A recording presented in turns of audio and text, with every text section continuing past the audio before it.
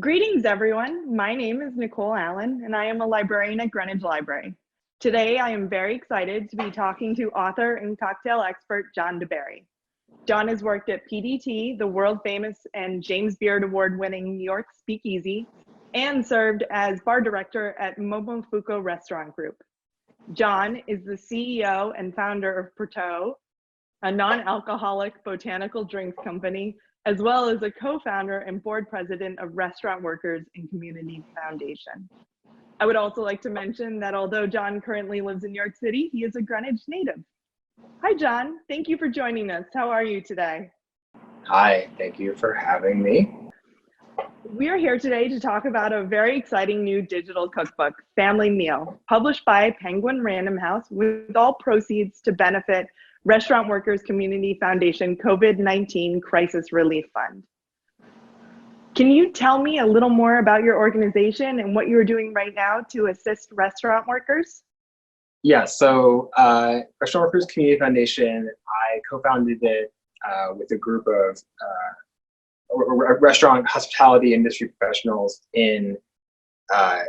officially in 2018. We had been sort of in the planning stages before then, but we legally got our nonprofit status then. And the idea is to help to address some of the structural problems that are facing workers in the restaurant industry that lead to very bleak quality of life outcomes in terms of low wages, career mobility, mental illness, sexual assault in the workplace, immigration, justice, basically every social justice issue that's affecting Americans affects restaurant workers at a very high rate.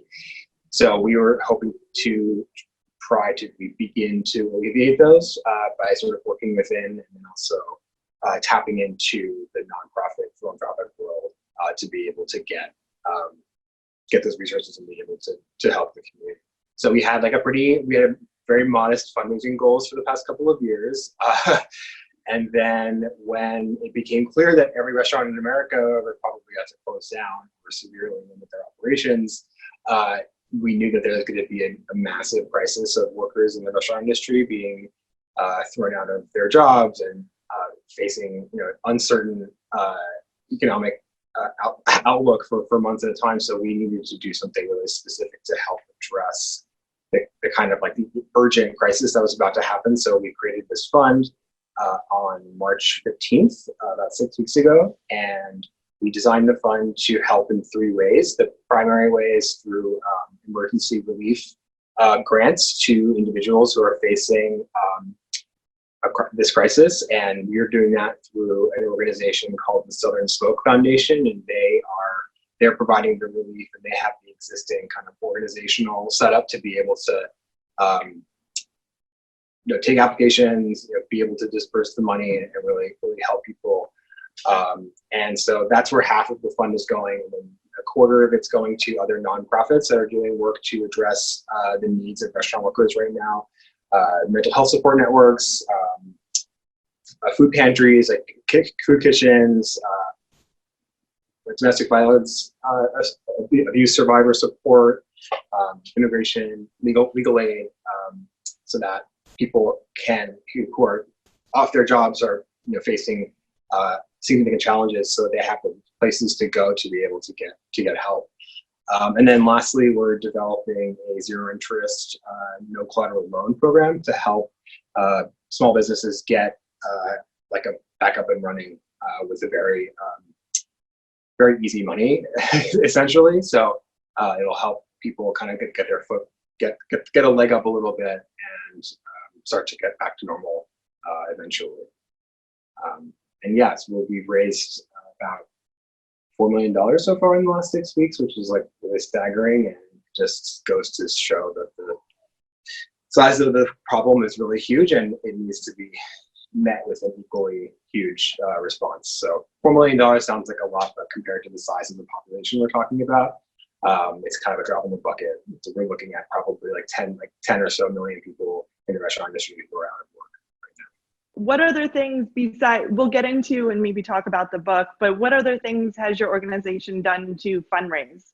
Well, primarily we take donations through just like our online, our website has a donation page, and we've gotten probably between like 4,000 and 5,000 individual donations from people, and over half of them, around 60%, are small donations under $50. So it really shows like a large grassroots support for this kind of work. And then we're also talking to a lot of suppliers, like spirits companies, wine producers. They've all been giving large, substantial donations, which is fabulous. And it's just coming from all over. We're getting checks in the mail. It's just everyone is kind of reaching out, which is really great. Can you give us an example of some of the contributors and recipes that you're most excited about? Yeah, so Penguin Random House is like the parent company of my publisher, Clarkson Potter, so there's a lot of talent in there. We've got recipes from Ina Garten, Christina Tosti, Alison Roman, and we've got Deb Perlman has like a really easy mac and cheese recipe that's like just like one pot, like it's basically just like the stuff you kind of buy in the box, but it's like better.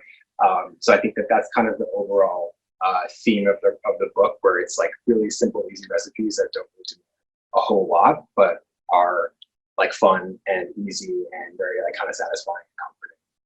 So let's get started. I'm going to make a cocktail with you today.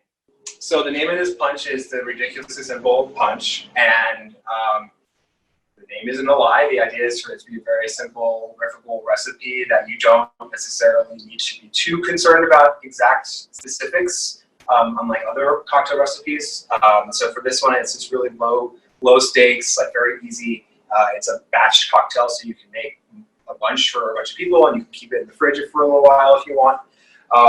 And it's a really simple combination of a spirit, citrus juice, sugar is something sweet, and something bubbly, a bubbly water or a sparkling wine if you want to get super fancy. Ultimately, you can make it very simple, or you can gussy it up a little bit. And one of the ways that I like to gussy up a drink very easily is to infuse a tea into the spirit that you're using. So what I did is I just put the tea bag, this is Earl Grey, into the gin for about 10 minutes, just to give it some extra complexity. And other than that, you just need the lemon juice, sugar, ice, and then bubbles. So you want to start by dissolving the sugar into the citrus. And like you can make simple syrup in advance if you want, but you don't really like. But that's not super necessary. So you just make sure that it's really well mixed. And then in total, you want to use like about 1.5 cups of sparkling water. So I'll pour like half of it in first, just to get the sugar even more dissolved.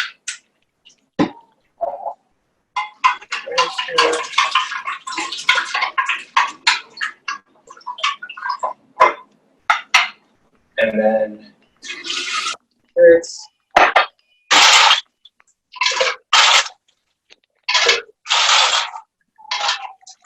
maybe like 4 cups, 6 cups of ice, depending on the size. And then top it off. And then if you really want to get like super fancy, you can garnish with some lemon juice. That's really it. It's super simple.